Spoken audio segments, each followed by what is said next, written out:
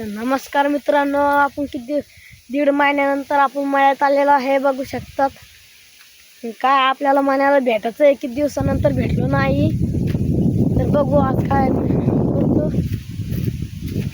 काय सगळं काय शाळामुळं काही झालं आता नाही. आज रविवार होता म्हणून आलेलो आहे. इकडं ऋषी काय करायला लागला मित्र मण्याला का बघू शकता मित्रांनो. आज इथं चरत आहे मण्या. इकडं बाय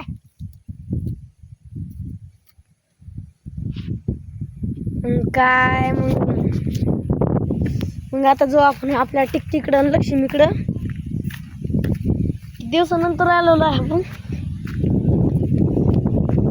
दिवसानंतर आलेलो आहे.